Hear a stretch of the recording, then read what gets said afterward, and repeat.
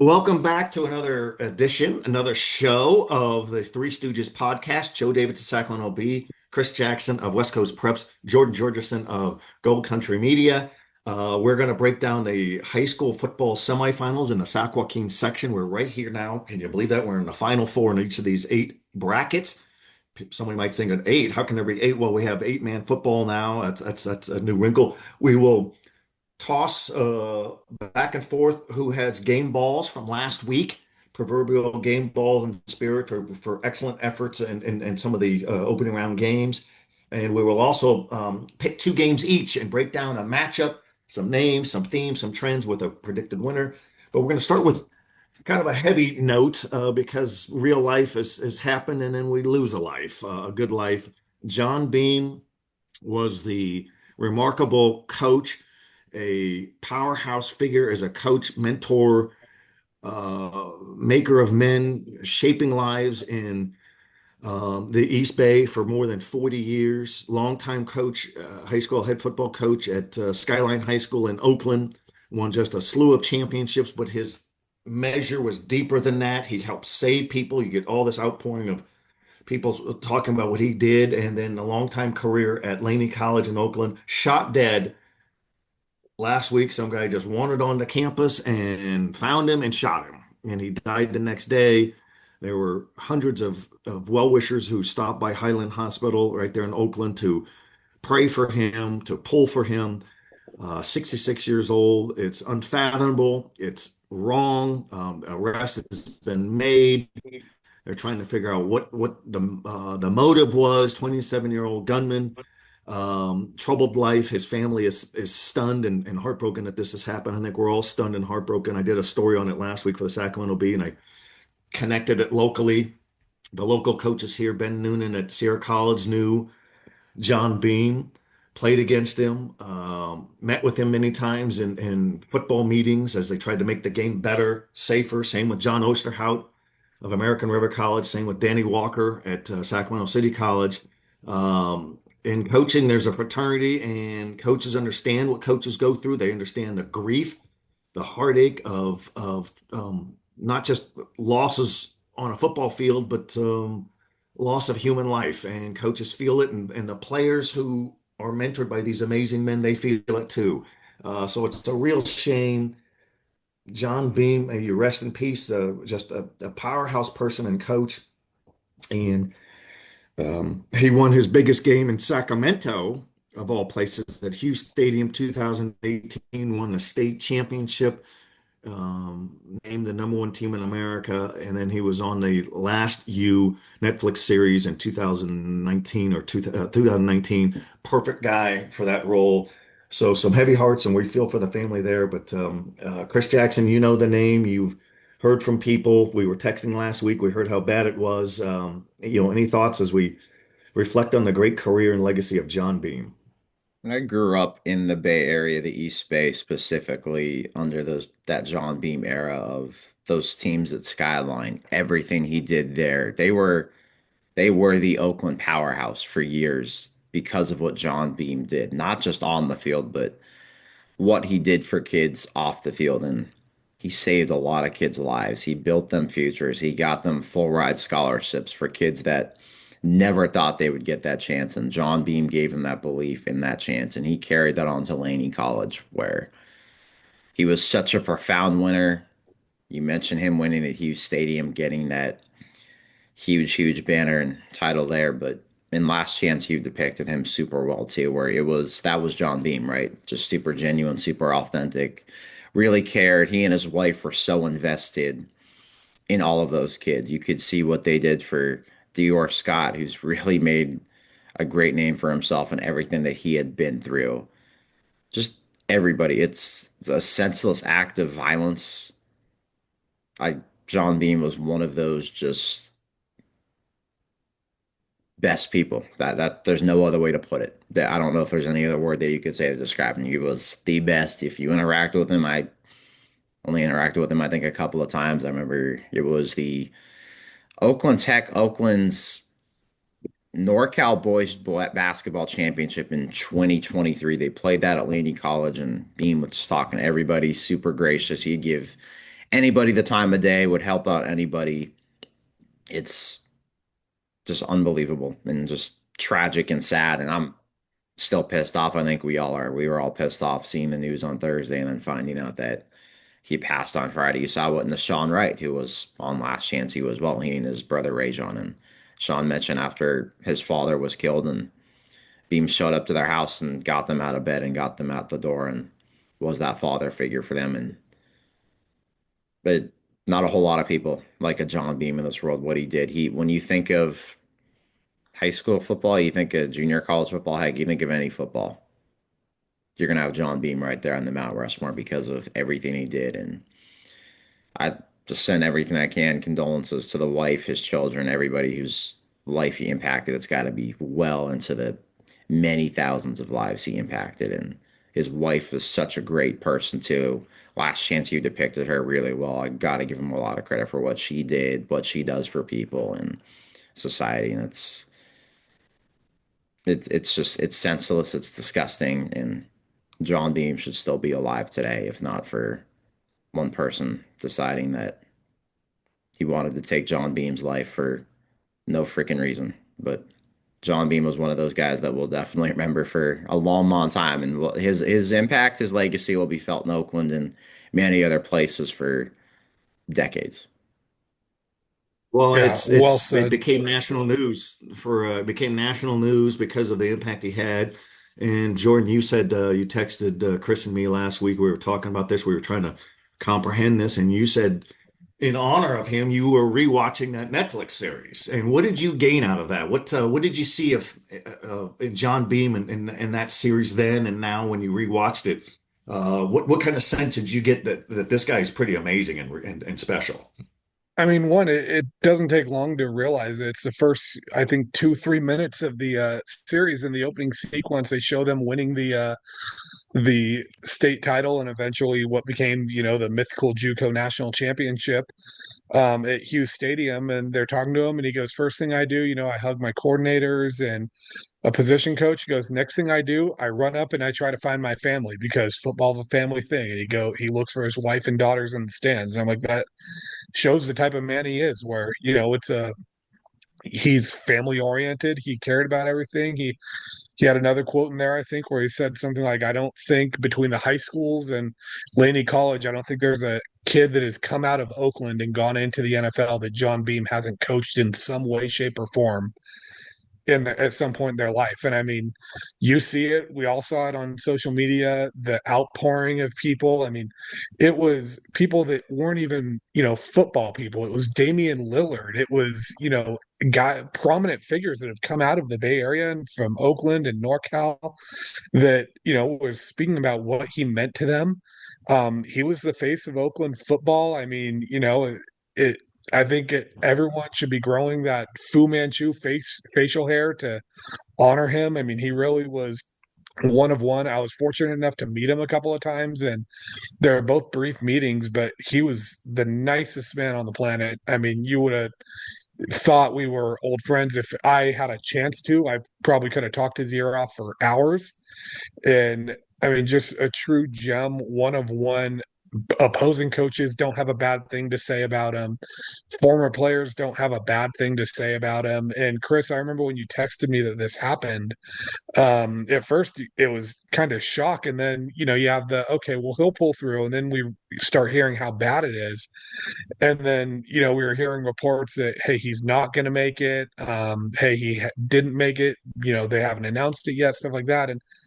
But then when, nothing is coming out in the news cycle yet, I think all of us had the same thought where we're like, well, if anyone can find a way to pull through this, it's John Beam. And unfortunately, it's a horrific end for a man that did not deserve his life to end like that, a man who's given back to his community selflessly.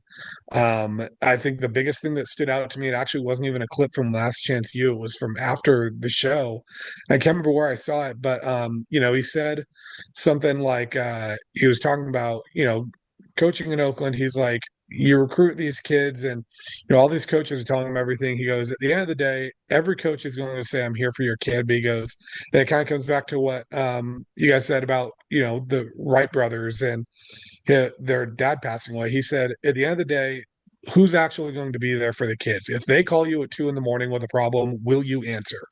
If they, will you be the one to kind of go there and help them solve this problem, make it go away, help them address it? And by all accounts, John Beam was the one to do that. I mean, when he had players that had parents pass away, that had horrible things like this happen and tragedy strike their life, John Beam was the one that was there to help lift them up and kind of bring them back into sports and help them just kind of be this family oriented person, the true kind of icon of what it means to be a coach. To where, I mean, he won plenty of games and he made his mark on the football field, absolutely. And if you watch that season, The Last Chance U, he is the first one to get after his guys. And as every great coach is, they're not always the nicest person in the world about it when they get after their guys, but he is also the first one to lift them up, the first one to celebrate with them, and the first one to care about everything going on in their life outside of football. And to be honest, he cared about it more than what was happening with football. And I think that's the most telling thing about him. And, just my prayers go out to his family, to everyone that knew him, the whole junior college football community. I think everyone's hurting with this one. And, as horrible as this is, I guess the good thing to come about it is my social media timeline is filled with a lot of great John Beam clips right now. And a lot of it is some good life advice that I think everyone can live by, sports wise, coaching, parenting, being a husband, whatever it is you want to be. I think we could all be a little more like John Beam. No, that's well said, both of you. And I think of Mike Albergini, the late great longtime coach at Grant High School, the Pacers on in Del Paso Heights. And when a great figure like that dies, people are affected immediately. And there's an old saying that they're not really gone as long as we think about them. And I think a lot of people are going to think of John Beam for a long time. So, all right, let's kick it around a little bit. A little bit later, we're going to talk about the Causeway Classic football game between UC Davis and Sacramento State. It looked like it's the last scheduled game anytime soon after this season. That's a shame, but we'll get to that in a minute. We're going to kick around some game balls, and just what that is we recognize a player, an achiever from last week's action. We usually do two each. Maybe we'll throw in a bonus guy. So we're going to go to Chris Jackson first. You give a guy, and then bounce over to Jordan. I'll do it, and then we'll go back one more time around.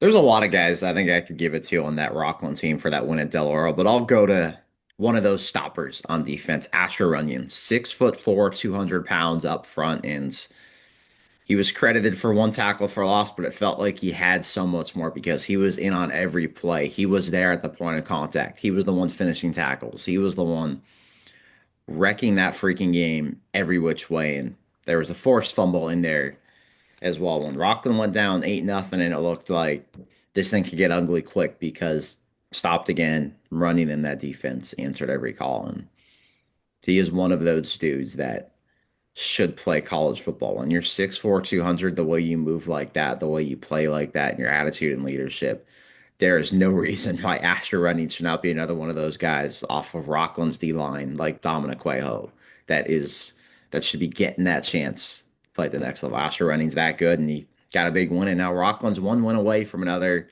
trip to Hughes Stadium, and Asher Running's a big reason why. Yeah, I'm going to stick with Rockland here. And like you said, a lot of guys that could get it. One thing I want to say is, can we make a petition to make sack assist an official stat where, you didn't get the sack, you didn't even get half a sack, but you caused the sack with what you did? Because I think Asher Runyon Yep. had at least 2 or 3 of those in addition to what he did. But nonetheless, mine goes to the offensive side of the ball, and it's going to go Jared Linder, a player that I feel like when we talk about Rockland, we haven't talked about him a ton this year. And I mean, if you you look at his stats this year, his season high entering this game was 70 yards, and that was back on August 29th against Bishop Minogue. He was held to 10 yards in the first half of this game. He ends up erupting for 122 yards and really just took that game over in the second half. Didn't get into the end zone himself, although he had one where he got tackled at the 1 yard line. And I know I heard some Rockland fans yelling at the officials that he was in. I got a picture of it, that elbows down at the one. So I'm sure no one wanted that more than him to cap off what he did in that game. But he took that game over in the second half. Del Oro did not have an answer for him. Felt like every run towards the end of that game started going for, 10, 15 plus yards. What I love about him too is he runs old school style. He doesn't look like the flashy backs you think. He doesn't wear the gloves like you see. He's wearing the short sleeves out in the cold, and just old school, hard nosed, gritty type of football player, like what we've seen, in a lot of these schools. And I think what was the most impressive about it too is when you associate that power running game wearing a team down in November, you think Del Oro's the one doing it, and Jared Linder came in and threw their home game right back in their face, and I made him pay for it. And I think without him, Rockland doesn't win that football game. You know what was best about him too was Excellent. after the game, him going right away to talking about his offensive line, and that looked like Rockland's offensive line from years past, the way they pushed. And Well, I and you gotta know what? credit The those the scouts best the best. That's right. The best teammates are the guys who compliment their teammates. And whether it's a skill player talking about his lineman, or the lineman talking about the skill players, or the quarterback talking about his defense, those are great. Really, really appreciate that. I'm going to go with two guys, uh, and you guys will understand my logic here. Joe Lara and Andrew Quinn of Liberty Ranch. The Hawks of Galt moved to 11-0 after beating Ripon 30-28 in Division Six quarterfinal play last week. And these two are just juniors, and check out what they did. Lara rushed 15 times for 113 yards and 2 touchdowns, and he had 3 tackles for loss on defense. Quinn, 22 carries, 202 yards, and a touchdown, and he had 8 tackles. So there's a reason Liberty Ranch of Galt is 11-0. Big win over storied Ripon in the semifinals. Never been to a final, never won a section championship, but they're gonna make a real run because these two guys know how to run and they play defense. When you're in Division Six, you play on both sides of the ball. For all we know, they sang the national anthem and picked up all the trash after the game. But that's what I'm going with. Joe Lara, Andrew Quinn. All right, Chris Jackson, one more time around for a game ball or two. Let's go to East Union and what they did against Placer. 58-25 East Union win. Two guys ran for 200 plus yards. I'm still in awe of Liberty Ranch when I saw them against Rosemont getting 300-yard rushers and having 3,000-yard rushers this year. And East Union right here. Braden Kamara, 272 rushing yards, 4 touchdowns. And Jackson Fay going to UC Davis as a receiver. Well, he can do it all. 250 rushing yards and 2 touchdowns. Big one for East Union. Now they've got 12 Bridges on the road, the top seed. And you like a lot of points. You like a lot of yards. This is the game for you. It's going to feel like some of those, right? Old school Big 12, old school Texas shootouts, the way this game is going to be of 12 Bridges, East Union. And East Union's best team in years. This is East Union's best team since their coach was a senior on campus. They were 6-0 for the first time in decades. And now in the section semifinals, if you can run the ball like that, translates everywhere. That goes everywhere. They can run the ball, throw the ball. The East Union get an upset. I'm not saying that they will. I'm not saying they're going to upset 12 Bridges. I'm not saying that, but can they? I mean, Well, I think it's it's a fair debate because yeah. anything can happen in high school football. Jordan. I mean, I'm with you guys, but we'll get to that game a little more. I've got one, and it's a name we're familiar with. I think we're just going to have him sponsor this podcast. Vincent Navarro of Forest Hill. What did he do this time? Well, he just put his name in the state record books a little bit because he had 433 rushing yards in their 39-6 win over Florin. That's Forest Hill's first playoff win since 2012. It was also the first time hosting a playoff game since 2012. First playoff game in a decade for them. I had on Twitter that he had 17 carries. It was a typo. He had 27 carries, so he only averaged 16 yards a carry. So, I mean, probably not even worth mentioning the kid at this point. But, I mean, 433 yards. That's the sixth most in state history in eight-man football, according to Cal High. Ninth most in Sac Joaquin section history, but that is counting 11-man. So, I know that can be a little dicier, but I mean, impressive performance. This kid has got the stuff. If you haven't seen him play yet, he's a lineman they've converted to running back. 6'1", 205 pounds, a tough kid to tackle. And you're at one of those D7 schools too. That's a tough thing to do. The week before this game, he had 366 yards against San Juan, which was a school record for single game rushing yards, shattered that. Listen to these rushing totals he's had this year, though. He's played in every game: 147, 205, 193, 158, 178, 163, 267, 366, 433. So 147 is his low on the season. I mean, unbelievable for this kid. His low average per carry on the year in a game is 7.5 yards. He's averaging 12.6 per carry on the season. I mean, just an unbelievable player, great kid. And all he did with this performance is, if you're looking at the Cal High record books, he's now number 6. So he bumped someone out of the top 10, and I guess it's some guy named Rashawn Salam, whoever that is. I'm not saying this kid's going to go on to win a Heisman Trophy from here, but when you're bumping Heisman winners and NFL running backs off the record books, you have something to hang your hat on right there. So Vincent Navarro, I think this is your 4th or 5th game ball, and it is absolutely well deserved with what you've accomplished this season. 8-man or 11-man or 15-man, if there was such a thing, that many yards is worthy of a game ball. And if he's running out of room in his trophy case, we'll send you another one. That's the least we could do. We'll get you an extra trophy case. No, that's outstanding. And if you guys have one more in you, I'm going to do one more guy. And a bonus guy just because we're in the spirit of it. Jason Williams up with the Grant Pacers. He's a swift and stout junior. He rushed 11 times, 172 yards, and 3 touchdowns against Edison and Stockton. 35-22 win for Grant in a Division I opener, including a 98-yard touchdown run. That puts Grant into the section Division I semifinals this Friday in El Dorado Hills against Oak Ridge. Chris, you got a bonus? I'm going to go outside the Sac Joaquin section, and I'm going to go down to the Salinas, Monterey area. Let's go to Eli Dukes of Palma, recently offered by Cal and Stanford. He's got 5 straight games of 200-plus rushing yards. They are undefeated. They beat Soquel twice. Soquel's only losses of the year, and now they're going to top-seeded St. Ignatius. But on the NorCal rankings, now Palma's jumping into that top 10, so it's crazy how they kind of were slipped into that D2 bracket of CCS, but that's one great 4 seed, and Eli Dukes has shown and then some why he's getting these. Well, it's weird to say ACC offers from Cal and Stanford, but I guess we can say that now. It feels a little weird. I don't know how I feel about saying that, but he's got a couple recent ACC offers and well deserved. When you're running for 200-plus yards, 5 straight games, one of those was over 300 in there as well. That's as good as it gets, and I don't think there's anybody that can bring him down right now. Well, he's also quite the student to get offers like that because Cal aren't just going to have to be a big time academic qualifier. So kudos to him. Jordan, you got a bonus game ball. I've got a couple coaching game balls to give out. One, we got to mention Tim Kenny of Rockland High School. Head coach Jason Adams was suspended for this game. Tim Kenny coaches Rockland to a win on the road against a rival team in the playoffs. That deserves a game ball right there. Impressive performance. He had the Thunder playing inspired. And then Chris Bean, I mean, another win in a game that was close at the half. It was 29-28, 12 Bridges at the half, I believe.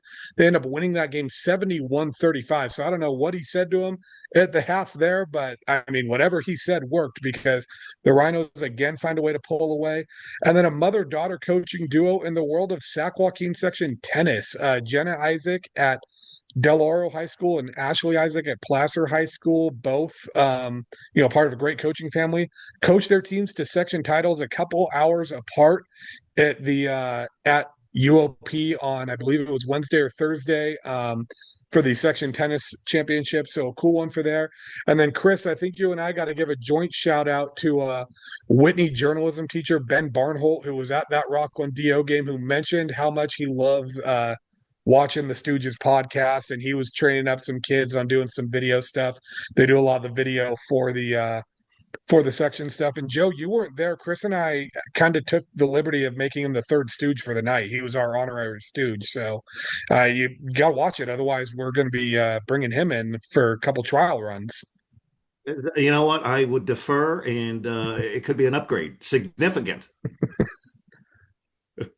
No, that's too good. All right. Let's break down some playoff previews. We were in the Sac Joaquin section semifinal rounds. The winners will advance to Thanksgiving weekend at Hughes Stadium, that great old venue on the campus of Sacramento City College. That's the 20.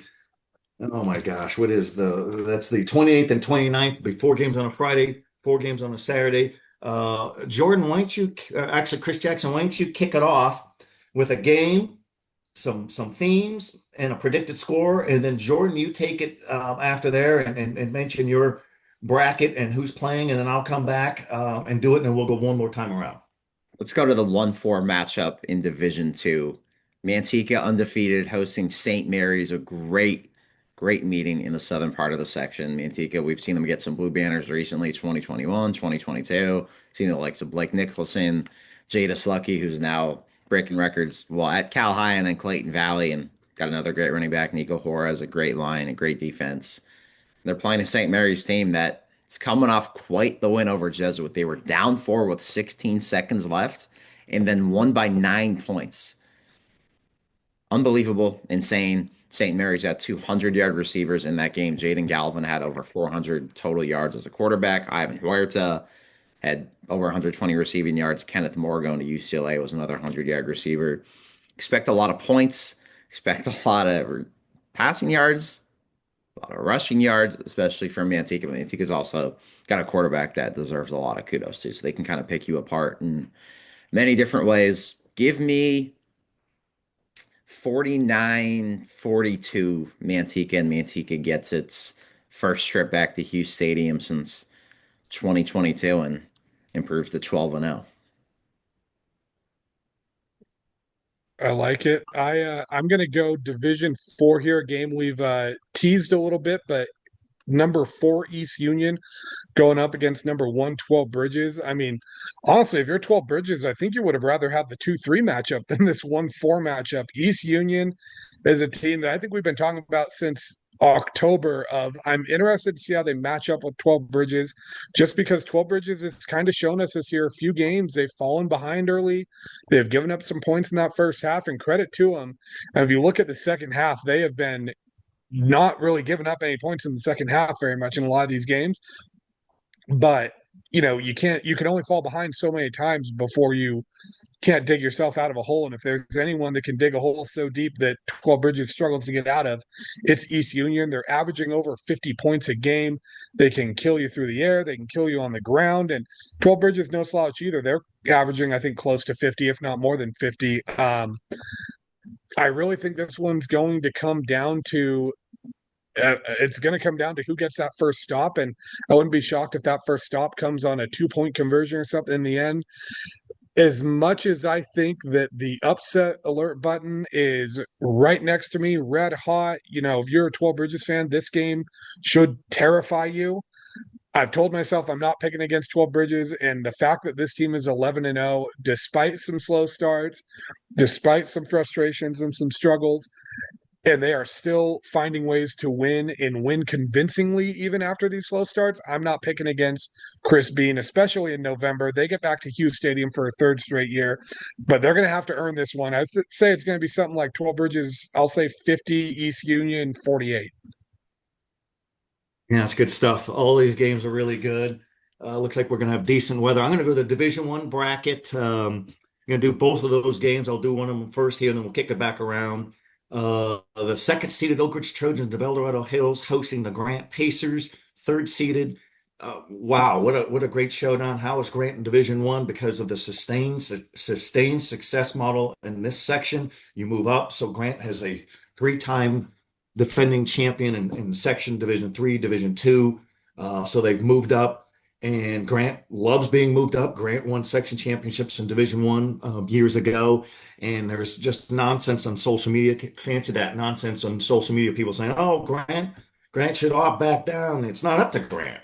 It's up to the section to determine who goes up and who goes down. But Grant likes being in Division 1. If you're taking on De La Salle, and if you're taking on Folsom, and you're taking on Lincoln of San Diego, and the Fresno Bruisers, then you're ready for any division. So the Grant team that we saw early this season is not the same Grant team now. Besides being a little bit older, more wiser, and more humbled from some tough losses, different quarterback now. Blake Nycombe is that quarterback. The Folsom transfer has been cleared after his 30-day sit out, and he's been on point. Jason Williams is a new running back of note, a transfer from Elk Grove, and he's in the groove and just had the 98-yard touchdown run the other day. And so they have some new faces and the same old offensive linemen, defensive linemen. They're the anchor of the team. I think, and Oak Ridge, tremendously coached by Casey Taylor, one of the all-time greats in this section. An excellent team, barely held on to beat Central Catholic 14-13. A lot of controversy. Was there a pass interference on Central Catholic at the end of the game, towards the end of the game, that allowed Oak Ridge to continue that drive and to win the game with a touchdown pass? It looks like it wasn't a pass interference, still had the cash in. Roger Canepa, the spirited coach for Central Catholic, was livid on the record saying all of those things. And and Oak Ridge has got some injuries, some crushing injuries. That's part of it. We get that. I'm going to go with the Grant Pacers. I could just see Nycombe hitting Zoe Edwards or Kobe Shabazz or Jason Williams having a big game, but I think it's going to be low scoring. So I'm going to go with the Grant Pacers 21-20 over Oak Ridge and get back to the Section Division 1 finals. Chris, you got another one there, sir. Let's go to Hillmar Sutter in Division 5. The 2-3 matchup. Sutter got the 3 seed. If Sutter would have beat Casa Roble there in the regular season finale, they would have been undefeated. Would have definitely gotten that 1 seed. Instead, they've got one of the longest trips in the section, going from Sutter all the way down to outside Turlock, going to Hillmar, who, guess what? Has another great running back going up the system. Over 800 yards this year, 17 touchdowns from the sophomore Adam Bronco. You've got Nathan Ayala is really just a kind of game breaker. Long receiver, only a junior, averaging 21 yards a catch. They got a great 6'7" tackle on the offensive line.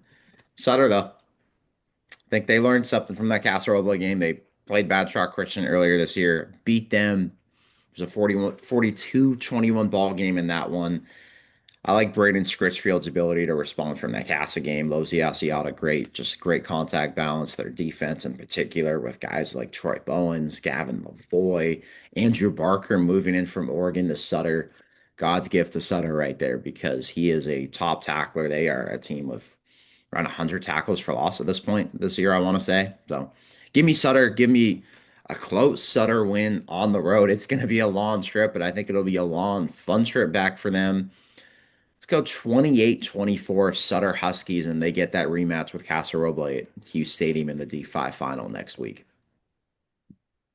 Good stuff. Jordan, give us another one. I'm going to go up to Division 2, where number 6 Rockland's taking on number 2 Granite Bay.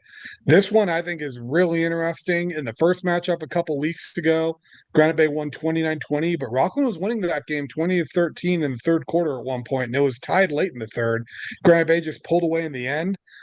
Big thing that stands out to me in this one is Rockland has held Isaiah Ene to his second lowest average all season. He averaged 5.5 yards per carry against Rockland at 88 yards there.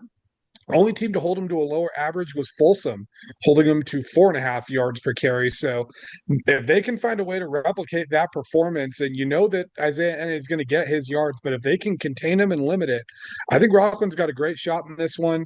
This is a team that has been to Hughes Stadium the last 2 years. They're fired up. They've lost a lot of close SFL games.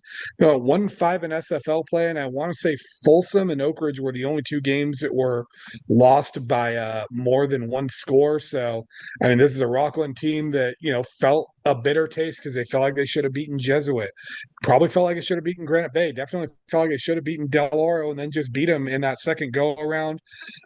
Talking to Reeve Sloan after the game, Chris, you and I tag teamed that interview together. And one of the things we talked to him about is you've gotten to Hughes Stadium twice before. You won a section title in basketball. You have this playoff pedigree about you as a leader. He doesn't get nervous when the lights are at their brightest. And it's not just him, it's guys like Connor Bowe that are used to performing in the postseason. It's this defense, Dom Coelho that's used, Asher Runyon. A lot of these guys are ready to perform the postseason.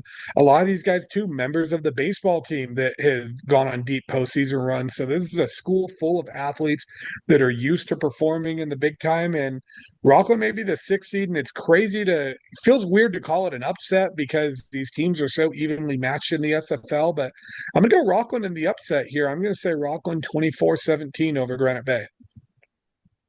Yeah, aren't these great? The Sierra Foothill League teams, and they're battle tested. Jesuit had a tough loss to St. Mary's last week in a shootout, but was in had the lead in that game. Almost had another one in the finals there, or the semifinals. I'm going back up to Division One. Speaking of the Sierra Foothill League, it's the Folsom Bulldogs, 10 wins, one loss, top seeded, looking for their fifth consecutive section championship, and I think it would be their ninth in 10 years if they could continue to win.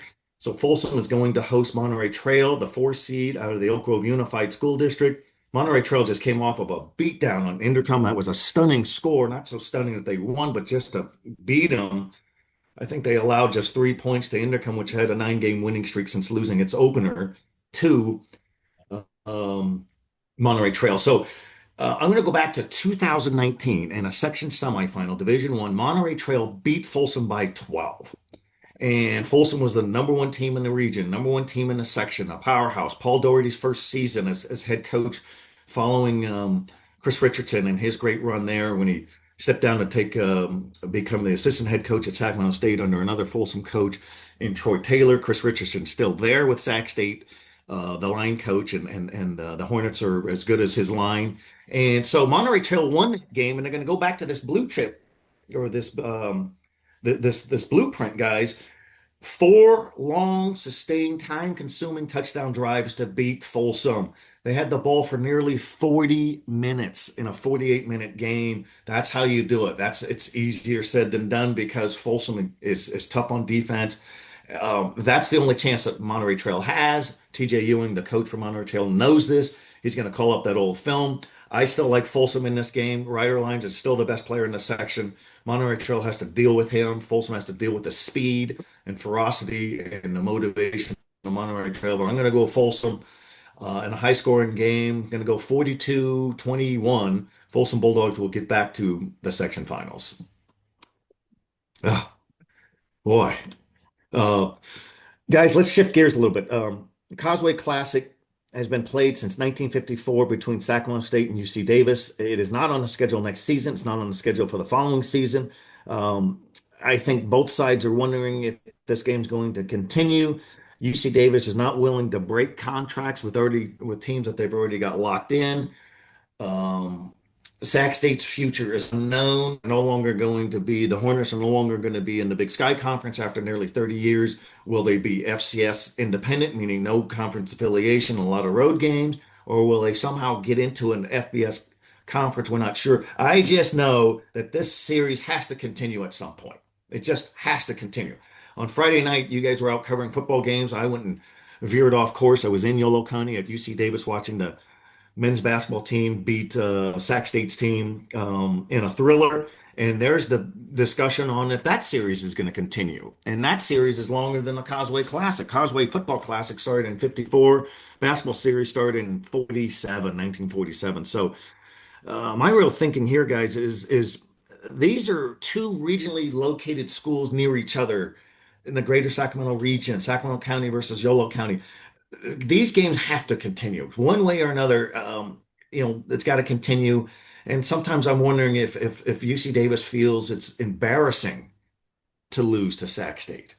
Both sides troll each other on social media, take digs. There's nothing wrong with that, but there's no shame in losing to a rival. That's why you have a rivalry. So we'll be interesting to see, but I'm curious to see what you guys have. Chris Jackson, any thoughts on, you're a college football guy, one of the best things, it's FCS, FBS, a rivalry game matters.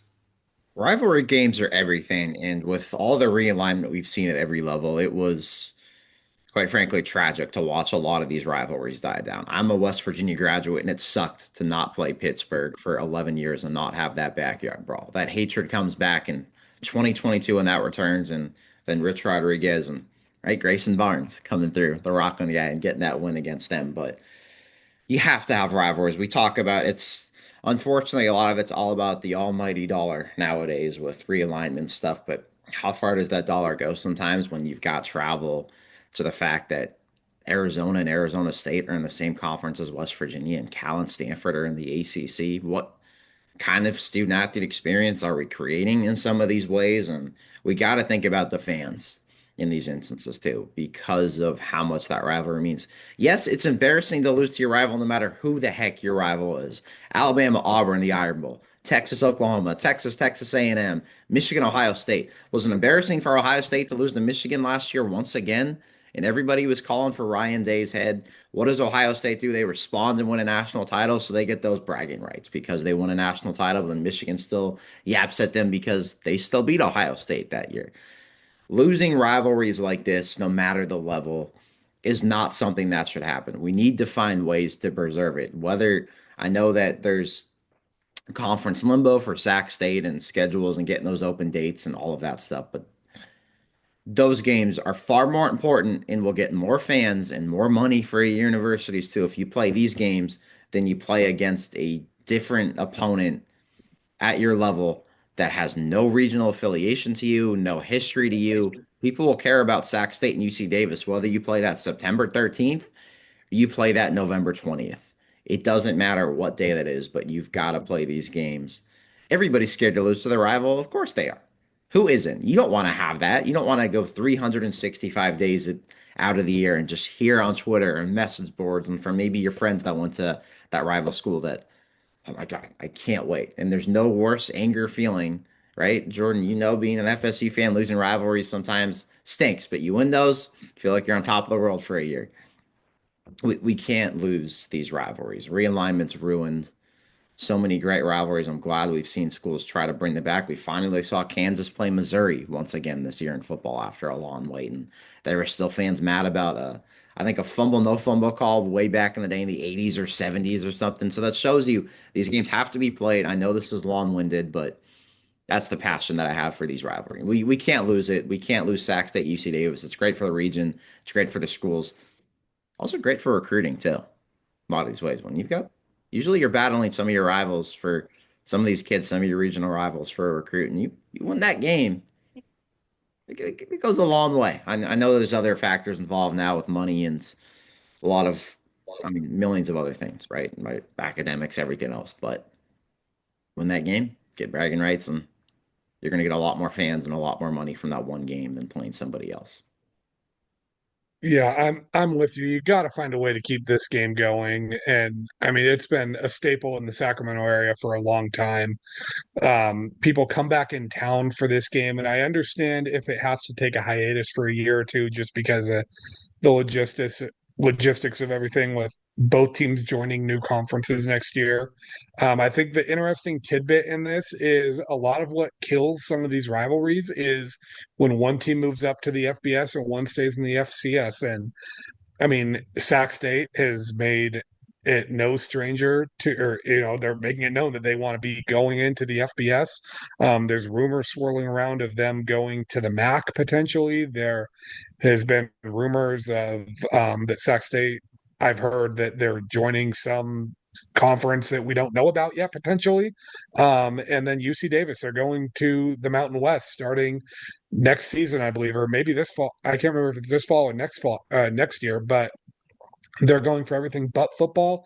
The reality is, I'm sure they are looking at how to transition football to the Mountain West eventually as well, because most schools want all their members to be in the same conference. So they could be in limbo while we kind of figure out, hey, who's in the FBS, who's going to be in the FCS. But if they're both playing at the same level of college football, I see no reason why they shouldn't still be playing each other.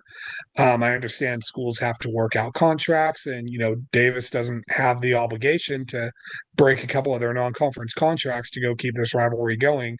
I get that, but once those contracts are honored, there's no reason they can't be playing these games. Chris, like you said, we have rivalries like the backyard brawl is kind of been brought back. Border war between Kansas and Missouri. Finally, we got to see Texas and A&M start to play against each other again now that they're in the same conference. Oregon found a way to keep playing Oregon State. Washington State found a way to keep the Apple Cup going. I miss being able to see Cal and USC play and, certain rivalries that just kind of felt like that's what made college football right. And I know there's some programs that are going to be bigger than other programs and outgrow other programs in a way, but you still play your rival hard every year. How many times have we seen Colorado roll into that game against Colorado State, and everything says Colorado should walk all over them, but Colorado State goes and hangs around or even sticks it to them? And how many times have we seen the Army Navy game where Navy comes in ranked and Army is 2-9 and Army goes and wins that game, spoils their rival's season? I mean, we'll even see it on years where someone plays Notre Dame that has no business typically playing them. Take your pick of whatever Big Ten school that has some rivalry dated back to like 1842 when a pioneer threw a leather football at someone and it started a whole war, and now they play for a trophy named after it or something. So I mean, we see it all the time. It's what makes college football great. And we see it in high school football too. Rivalry games, you throw the record out the window. How many times have we seen teams look terrible all year, but they go and stick it to their rival? I mean, there have been years where the last decade, Placer Nevada Union in a lot of different sports, Placer has been the better team on paper, but if you look at the scores of a lot of these games, especially football and basketball, they've gone down to the wire because you show up when you play your biggest rival. The Holy War for years, or the Holy Bowl between Christian Brothers and Jesuit last year was what, 7-6? Christian Brothers probably had no business sticking around Jesuit like that year, but they did. And it's what makes a sport special. They have to find a way to keep this thing going. I really hope they can. And I think in a perfect world, we find a way to keep this thing going. And both of them are FBS schools able to, play in bowl games and everything and play at that highest level of Division I football. So I really hope that the powers that be can find a way. And hopefully this is more of kind of gamesmanship and honoring contracts than it is egos and being stubborn and finding, every reason not to play when there's a million reasons to play. That's exactly right. And the one thing about when you're in FCS, you want sellout games. The Causeway Classic between UC Davis and Sacramento State always sells out. And they've had that game over the decades. It's been early in the season in the heat of September. It's been late in the season in rain. It's been at the very end of the season to cap a regular season. There's a lot riding on this game. The winner of this game in the Causeway Classic on Saturday at Davis, 1 o'clock kickoff, has an excellent shot of qualifying for the FCS playoffs. The loser is out. And so there's a lot to write on it. I'm going to try to find out, get any kind of clarity if this game's going to continue long term. It's not on the immediate future. Things are always subject to change in college athletics, but I think we're all aligned on that. Guys, another great edition. Next week, we will be previewing the section finals. Can you believe it? It wasn't that long ago we were just sizing up the high school football season. So, Joe Davidson, Chris Jackson, Jordan Georgeson, thank you everybody for listening. Thank you for spreading the good word. Thank you for coming up to us and saying that you appreciate the things we're saying. Thanks for reaching out. We're doing it because we appreciate the audience and we appreciate high school football in the Sac Joaquin section. See you later.